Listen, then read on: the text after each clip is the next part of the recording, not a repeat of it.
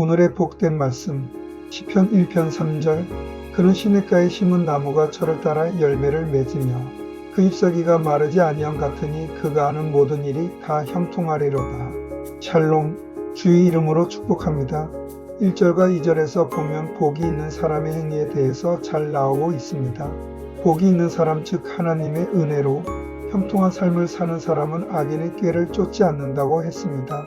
여기서 악인은 법정에서 유죄 판결을 받은 자에게 사용하는 라샤라는 단어인데, 이는 하나님의 말씀과 뜻 그리고 자신이 해야 하는 일을 정확하게 알고 있으면서도 의도적으로 하나님의 말씀을 거역한 행위를 말합니다.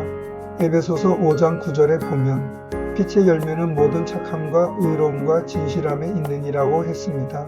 악인은 하와 같은 행동을 말합니다. 하와는 사단의 미혹에 넘어가서 어떤 행동을 했습니까? 선악을 알게 하는 나무의 열매를 먹었는데, 먹은 이유는 탐심에 의해서 하나님의 말씀을 등 뒤로 넘긴 것입니다.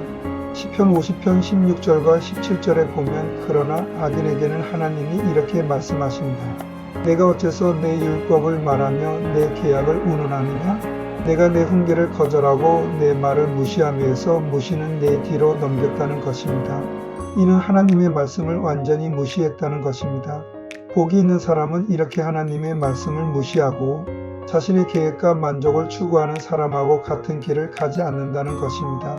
다시 말해 약속을 무시하고 자신의 입장을 강조하면서 오만한 행동을 하는 사람들하고 같은 자리에 앉지 않는다는 것입니다.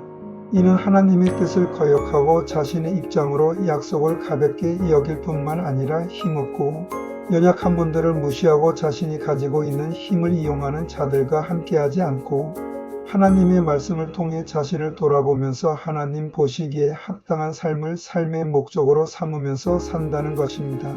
그리고 그렇게 사는 믿음의 사람에겐 하나님께서 저는 시냇가에 심은 나무가 시절을 쫓아 과실을 맺으며 그 잎사귀가 마르지 아니함 같으니 그 행사가 다 형통하리로다 했습니다.